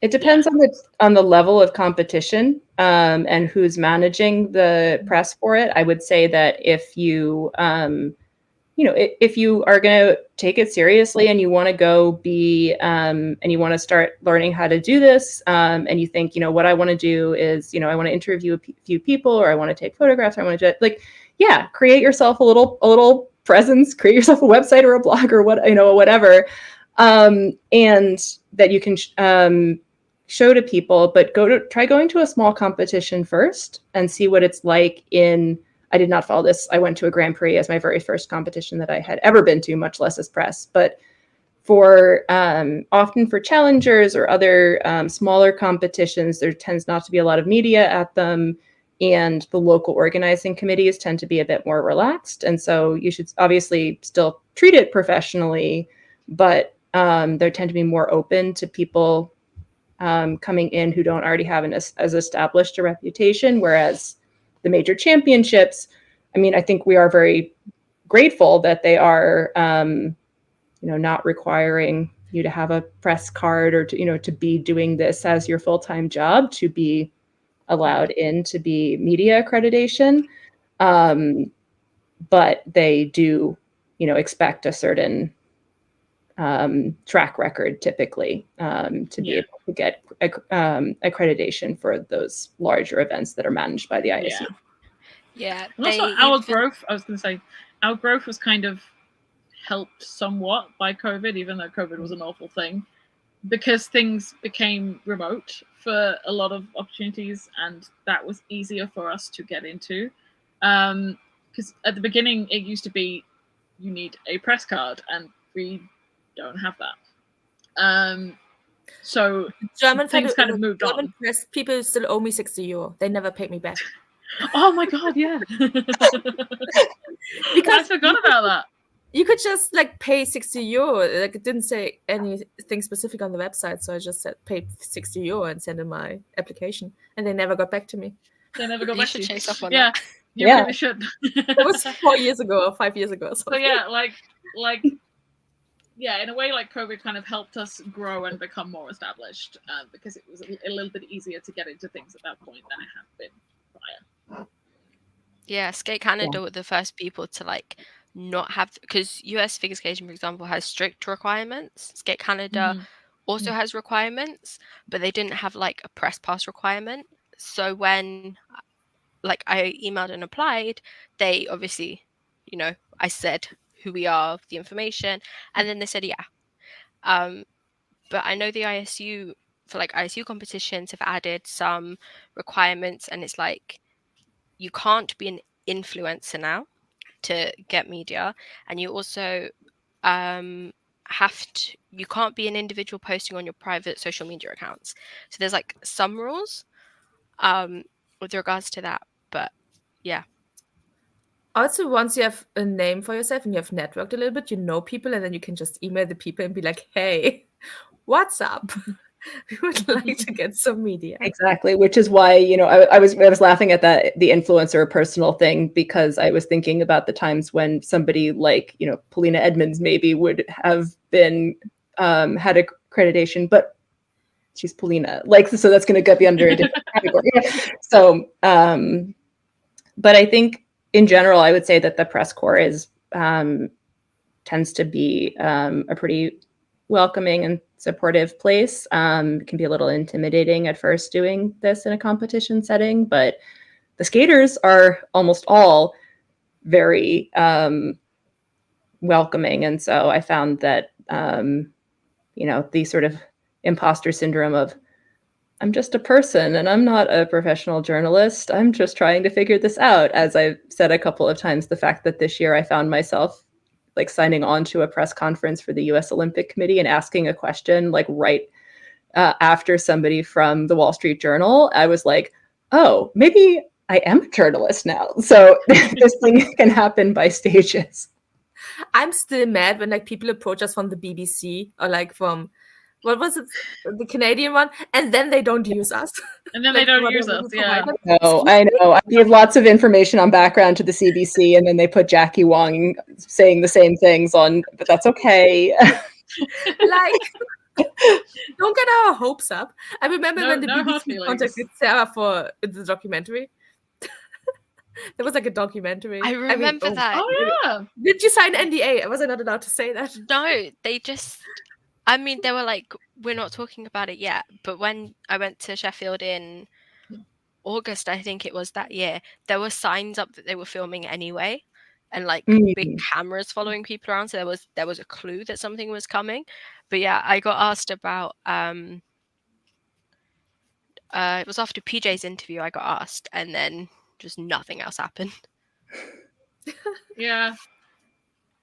I mean, PJ said a lot of stuff that, you know, became Patreon only in that interview, because we didn't put everything into the website interview. It was made into a documentary? Was that the freeze? Oh yeah, the freeze thing was like a several part thing. Oh. So we weren't included then. Okay, great. No. Good, checked out. I won't take it personally. Oh yeah, but I also wanted to say, being press is also very nerve-wracking, because sometimes they only get back to you like a week before the competition. It's not like people have to that's the worst. hotels or like flights. So yeah, be patient. You have to chase them up sometimes, and then it's like it can get down to the wire. It's not great for anxiety purposes. Yeah. And like spending hundreds and thousands of dollars to get to a place. Yes. You haven't gotten a confirmation yet. I just filed my taxes, and I managed to figure out how to put a lot of skating travel as deductible on my taxes. So that was exciting. We're Texas class now. It was like I decided that this counted as a small business because I had made an incredibly tiny amount of income that was far outspent, by the probably one trip's worth of flights, not to mention the 5 competitions that I went to. But it's definitely it's a labor of love, but it's a lot of fun to do it. I really would love to make a photography class where we online, where we learn about how to take pictures of skaters, because I don't know how people do it. I mean, buy a very expensive lens. I got this far. But then what to do afterwards? I mean, I am still a very bad photographer, but I realized recently going through my iPhoto library that I had become better. And I think that with the same equipment, and I realized that a lot of it was just getting a better sense of where in the rink to sit and what things make good pictures, especially what things make good pictures if you don't have the great, and thinking it's a lot easier to get good pictures of pairs and dance than it is to get good pictures of single skaters. And sometimes the best picture you'll get of the single skater is you got a close-up of them laughing with their coach rather than a blurry picture of what was otherwise a very cool position that they were hitting in their choreo sequence. And so these are, I feel like that it's not exactly, professional photography advice, but I feel like it's another one of those, like, I think I've learned more by just sheer trial and error and taking a gazillion pictures from a variety of different rinks. But I would love to actually know more about what I'm doing, because I don't know what I'm doing. Same. We need to invite the professional, and then she's going, we know who I'm talking about. She's going to teach us. Yeah. So yeah, those were all the questions. That's the summer project. Yes. We have had so many summer start. projects. Oh yeah. I accidentally almost kicked my rabbit because he's under my chair. And I was like, oh, that's the rabbit. And immediately thought about the Miette meme. I deserved jail for 1,000 years. If anyone knows what I'm talking about, you also spend too much time on the internet. So we have other questions in the chat. No Junior Grand Prix anywhere in North America next season? Again, your thoughts? I haven't given it much thought. Usually, it's not. It's not. We can't go anywhere, so it's like. Yeah, we would be able to go to them. I do think they should scrap the rule with the challenger thing of only having one in Canada or America per season. I don't understand why that's still a thing when there are so few competitions in North America anyway. So I feel like that, I mean, it's not quite the same thing, but I feel like that should be scrapped. I don't know if when they're planning to get Junior Grand Prix back to North America. I remember there was quite the issue at the Lake Placid one they had. I think it was 2019. I think some people struggled to get into the country with visas and stuff. I don't know if that's dissuading them. That's an issue. Yeah, the visa question about hosts is a really interesting one, because we do see that come up with some. Even though Lake Placid is one of the places that's theoretically easy to get to for me, I will point out that it is nonetheless a 6-hour drive and is in the middle of nowhere and is really expensive. And so the year that the US Classic Challenger was in, this was last season, was in Lake Placid, I decided to go to Nepla the same instead, because going to Bratislava was going to cost me the same amount of money as going to Lake Placid, even though Lake Placid I can drive to. So I will say that that the cost of things is also part of it. Again, while why Lake Placid, this is, I wouldn't be surprised to see the Rink and Skating Club of Boston and Norwood host a junior Grand Prix, that would be a great venue for it. They don't need to have a huge arena for it. So I am confused why there aren't more international competitions in North America. It seems like, as we've talked about with Canada, there should be an incentive for it, and that we have seen that, you know, European and Japanese skaters are willing to travel to them when they are there. So yeah. And we've also talked about the disadvantage of not having it close to your home. I don't know who we talked a bit about. Who was it? But we talked to some skater, like some former skater, about it in one of our live streams. That it sucks to have it so far away. Well, Corey, I think we talked to a little bit about that, but some others. But I definitely, Wesley Chu's coach Keegan was saying that he said that to me, that he thought it was unfair that there weren't more competitions in Canada, that it was a tougher, or in North America, but that was a disadvantage to their skaters. There's also speculation that because they did King's Cup International as a small international last year, I saw speculation that they might apply for that to become a challenger or something. And Cranberry Cup is still an international. Yes. I want them to have pairs back next year. That's my hope for my close summer competition that I can go to. But the other thing that I think continues to be remarkable is that Korea does not host competitions. I know. Like, very rarely, once in a blue moon, like they did 4 continents, like right before COVID hit, I think. But like, yeah, it's so rare. But I love that we are seeing Turkey, Thailand, these places that are kind of up and coming federations getting these opportunities to host and to continue to expose their young skaters to have those more opportunities for the host spots, get younger kids getting to see the top levels. Like, I think it's really great. And so for the junior Grand Prix and stuff that are very heavily subsidized by the ISU, I think it's really great that they're putting those in some of the federations that couldn't necessarily afford to host it totally on their own. So it's a great format, I think, for doing that. And Thailand did such a good job of hosting, so I was very proud to see how much effort they put into it. I know, it's very tempting to be like, oh, I'll go to Thailand for the junior Grand Prix. I've been to Thailand once. It was great, but it is also a very long flight from the US and very expensive flight. So yeah, Kevin is asking, what rhythm era do you want to see in the future season for the rhythm dance? I don't even know at this point.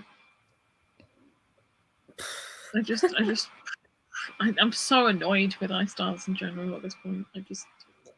I'm just going to keep coming up with silly ideas. Like, honestly, I just keep thinking about themes. I think they should have a 22nd century. Like, tell us what you think the world is going to be like in the future with your rhythm dance. Like, I really want like full on conceptual. I think that thought brought to you by sorry, this is going to be a tangent, but I'll be quick. I went to a Skate Canada diversity and inclusion community of practice webinar that they hosted a couple of weeks ago, talking about ethical choreography and like the difference between cultural appreciation and cultural appropriation and how this fits into skating. It was really interesting. They had some really great resources and discussion about this. This is one of the areas that obviously not that translates into every Canadian skater, every Canadian rink or whatever that is like abiding by it, but I think they are trying to do some good things bringing forward that conversation. As part of that, we were talking about how you don't necessarily know whether a skater's process and like their thought process going into something was like full of deep research, and they went and worked with all these different people and like learned about the culture or the rhythm or the whatever that they're doing, or they just copied what somebody else did before without much thinking about it at all. Like, you just see the end result. And so maybe like you should have to have an artist statement, a skater's little like blurb in the ISU bio to say, this is what we're thinking when we're doing this. Like, not only what's on the ice, but like we went and thought about this, how this connected to the theme, and we worked with these people, and this was our creative process. And Anyway, I went down that rabbit hole, which then got me thinking about all kinds of like contemporary dance, avant-garde themes that we could have in the rhythm dance that would not be let's take this culture's form of dance and then have everyone try to do it to varying degrees of respectfulness and anyway. Also, with Daniel saying original music, sorry, I have a dream that I still want Zachary Lagarde to compose something for Marjorie and him to skate to for like the Olympics or something, because obviously he's like a piano player. I think that would be incredible. I was thinking original music, they should sing their own songs. I mean, Star did that. Star Andrews skated to her own interpretation of a song. So. And Adam Rippon too. Yeah. Star's better, but yes. My thought is that they're trying to go along the route of get the new generation. So I assume at some point they're going to go TikTok theme, which no. I think they should listen, we have dance party, who knows? I think with TikTok potentially getting banned, that might not happen now. That would be very funny. Nobody can pick their music. Everyone in Europe can do it, but nobody in North America. They're like, what are we doing? We will live stream. We will live stream through TikTok and Eurovision. I mean, also they stopped putting music on TikTok as well. Like one of the labels took all their music off. Yeah. I think after Olympics, what I hope will happen is that they just 180 on it and go back strict ballroom, but be like everyone has to do the samba. Like just go back, because the format, Dancing with the Stars, Strictly Come Dancing, the format works. We know it works. Just go back to it, and then the free dance is the creative dance. Let's just go back to freaking tango again, because that's what they always go back to. I like having a pattern. I don't like having like only like very specific music. Be creative with the music then. Like follow some structure, but give me good music. Yeah. Also, Laura is saying, I wish for a German Grand Prix, but they can't even properly fund their skaters. So I don't think a German Grand Prix will happen. But I will go if it's ever the case. I will live stream from there. I think that if they did it, I think they would do what Finlandia is doing and not doing Finlandia, and they're doing the Grand Prix in Finland. So yeah, but would they do it over though? That's the It's true. I mean, but yeah, you take out Neville Horn and you put the funding into. Yeah, because the reason I was thinking about this, the reason I haven't gone to, I've still never been to Germany. I've been to 28 countries in Europe, and I've never been to Germany. And a big part of the reason, not that I can only travel because of skating, is because Oberstdorf is really expensive and hard to get to. It's really far away. For a Challenger, which is in the fall, with my life means I have to take a 4-day trip. It's going to take me a day each direction to get there, and it's going to be really expensive. And yeah, so it's going to be so annoying to get there. They want yours. We want yours. Oh yeah, apparently, yeah, they said that a while back. I don't know how they're going to afford that. Also, I'm interested to see what the secondary Olympic qualification competition will be, because I know they said they weren't going to do Neville Horn anymore. Yeah, they were going to do their own competition. So I'm interested to see what that will be and where it is. Can we do it in Berlin? Can we get it back here? Not the same year we got Euros. Oh well. Any more questions? Do we have anything else to say? Sarah can plug her interview that's going to come out soon.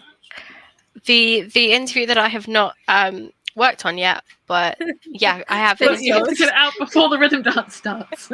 Christina and Anthony, I spoke with them a couple of weeks back. I'm going to be working on that this week, and then hopefully that'll come out before the competition. And I also I started this one. This is about your thesis.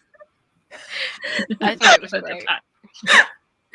I'm absolutely terrified. I will sit there trying not to cry, but I will do my best. Believe in what you've written, Nelly. I'm defending my thesis in front of the people I work for. So chill. I'm chill. At least we know they like you more than the other person who works there.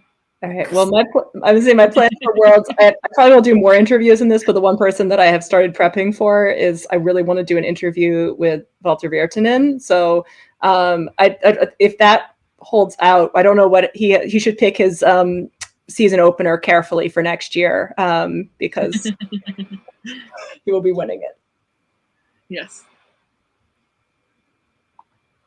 Okay, I don't. It feels like this is very very mellow to winding down. end on. It's okay. I mean, we wish the best for almost all the skaters at Worlds. I cannot believe it's been 5 years. Let me say that. It's mad. It's crazy that it has been 5 years. I have known Sarah and Lois for 6 years now, which is crazy. That's weird. I don't know when Anna joined us. I'm so sorry. Last year. It's been. So yeah, it feels longer. It feels longer. Yes, thank you so much for the support. I remember hitting the first 1,000. That was a big deal for us. The first 1,000 followers. I think to be fair, we screenshot like every 100 for a really long time until Twitter stopped showing like the detailed numbers, and we were okay. I think when we hit 10K, we mention it whenever we hit a new 1,000. Also, in the beginning, we had like 10 viewers on here, and now we are at 30 without a guest. And like it's 60, 70 with a guest. It's like very exciting. Thank you so much. It's terrifying, but it's exciting. Please continue to comment. It's so nice to have such an engaging follower and audience. Just really nice. Thank you, everyone. Talk to you. Thank you, everyone. And if you're anyone who's in Montreal and you see me, say hi. And if you're not in Montreal, but there are people you want me to talk to or questions you want me to ask to skaters, I can't promise for sure that I will manage to do that, but definitely send them my direction and I will try. Exactly. So thank you so much. Have a lovely Sunday evening, whatever time it is where you are. We'll see you afterwards. We see you. Worlds. Oh yeah, we talk about stream. Yeah. Is it next week? Hopefully already? a guest. We are working on some possibilities. Working on a guest. Everyone is chaos. That's okay. Yes. Yeah. Again. Bye-bye. Bye. Bye. Bye.